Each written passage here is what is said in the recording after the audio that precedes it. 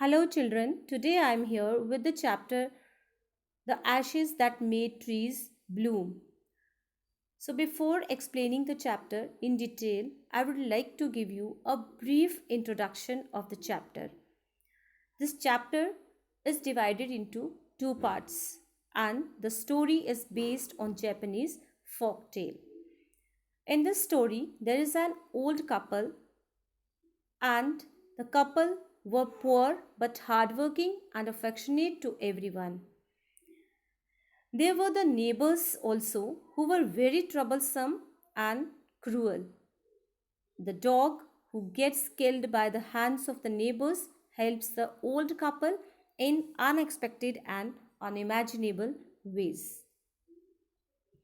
Now let's come to the characters.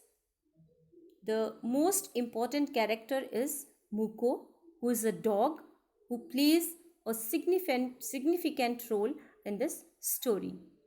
Then, a kind old couple, they were having that dog Muko, and there were the neighbors also, but the neighbors were wicked neighbors.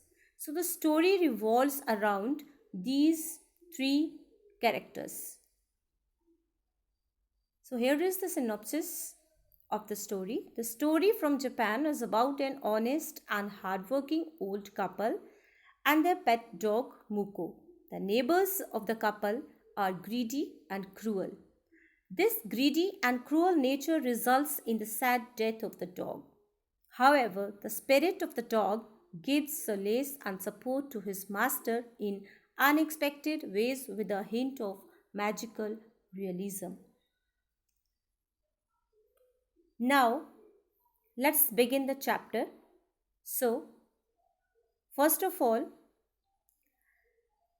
in the first paragraph, in the good old days of the daimyos, there lived an old couple whose only pet was a little dog. As I have already stated, that the couple, they were poor and having a little dog. Having no children, they loved it as though it were a baby. And the old dame made it a cushion of blue crepe, and at mealtime, Muko, for that was its name, would sit on it as snug as any cat. As the couple were having no children, they treated the dog Muko like a baby. They made a cushion of blue crepe for that dog, and during the meal time, Muko sit on it comfortably, and the kind people fed the pet with tidbits of fish from their own chopsticks and all the boiled rice it wanted. So the couple was so concerned with the dog, always they treated that dog like a baby, like a child, and they gave to the dog each and everything that it wanted, as they gave all the boiled rice and the tidbits of fish from their own chopsticks. Thus treated, the dumb creature loved its protectors like a being with a soul. Though the creature was dumb, not able to speak, but he loved its protectors like a being with a soul, as he were a living soul, like a human being. The old man, being a rice farmer, went daily with hoe or spade into the fields, working hard from morning until Otanta Sama had gone down behind the hills. Every day the dog followed him to work. The old man, as he was a rice farmer, he used to go to the fields with hoe or spade, and he used to work hard from morning till evening when the sun had gone down behind the hills. Every day the dog followed him to work. As the farmer used to go to the fields, the dog always followed him to work, never once harming the white heron. that walked in the footsteps of the old man to pick up the worms. He never harmed White Heron, who used to pick up the worms.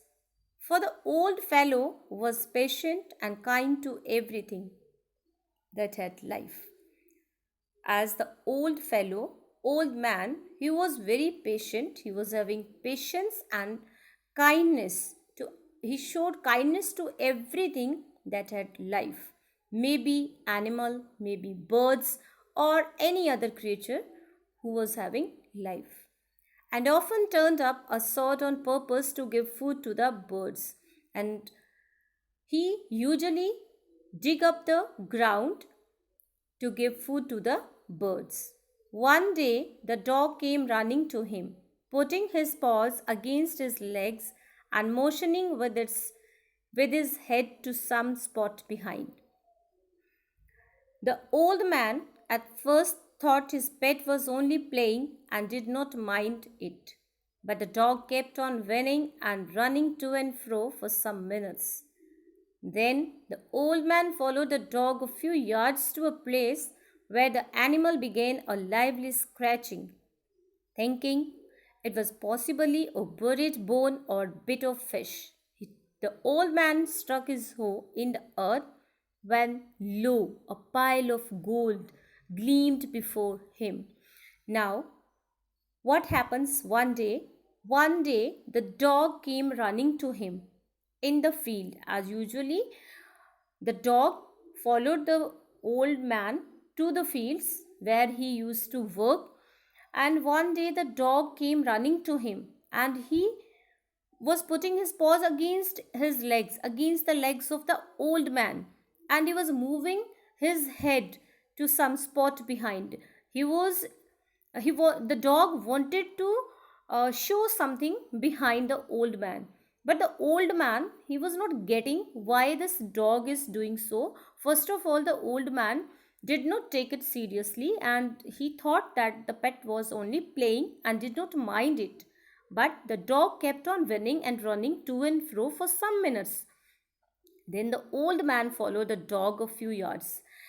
When the dog did not stop and he kept on moving and running to and fro for some minutes, then the old man followed the dog to a few yards, to a distance of few yards, and few yards we can say yard is equal to almost 3 feet, to a place where the animal began a lively scratching. When the old man went to the place, then the animal started scratching, thinking it was possibly a bird. When the dog is scratching the ground, and the old man thought maybe there is some bone or bit of fish, and the dog wanted to eat that. Old man thought this, and the old man struck his hoe in the earth, and what he saw with surprise, a pile of gold gleamed before him. There was a heap of gold shining in front of the old man. Now, thus in an hour the old couple were made rich.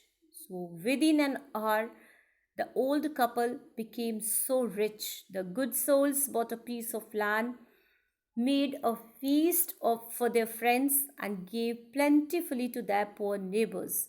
As for the dog, they patted him till they nearly smothered him with kindness.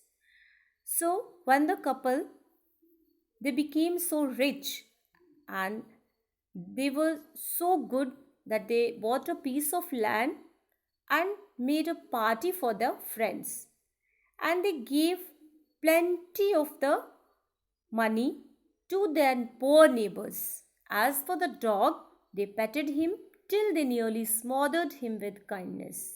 Smothered means to show overprotectiveness, like they loved him so much and they showed too much kindness towards the dog.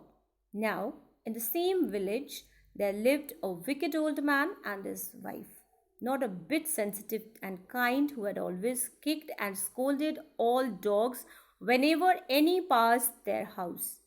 So here, in the same village where that couple lived, there were a neighbor, and the neighbors, they were not sensitive, they were not kind. We can say they were having incivility, and they always kicked the animals, they always scolded the dogs whenever any dog passed through their house. Hearing of their neighbors' good luck, when these neighbors they heard of the good luck of that couple, they coaxed the dog into their garden and set before him. Then they thought that this dog had shown them this place where the gold was buried. Now they coaxed the dog, they persuaded the dog. Coaxed means to persuade the to persuade somebody by showing something, by trying to give something, or by trying to uh, give them some good dishes, and hoping he would find treasure. And the neighbors they were having hope, like if they will give them some bits of fish or some other tasty foods, then the dog will help them, and the dog would help them to find the treasure for them. But the dog, being afraid of the cruel pair, as the neighbors they were not kind, they were just pretending to be kind to the dog by giving some dainties, and but the dog, being afraid of the cruel pair, would neither eat nor move. The dog did eat nor move. He did not want to be persuaded by the neighbors, because the dog knew the nature of the neighbors. Then they dragged him out of doors. When dog shows unwillingness, then they dragged him out of the doors, taking a spade and hoe with them. No sooner had the dog got near a pine tree growing in the garden. As soon as they saw that the dog had reached towards the pine tree that was grown in the garden, then he began to paw and scratch the ground as if a mighty treasure lay beneath.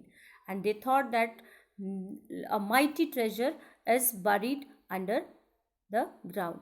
Quick, wife, hand me the spade and hoe, cried the greedy old fool as he danced with joy. Now, the greedy old fool, he was dancing with joy as he has found the place where the treasure will be found. Then the covetous old fellow with a spade and the old crone with a hoe began to dig. This greedy old fellow started digging the ground, but there was nothing but a dead kitten, the smell of which made them drop their tools and shut their noses.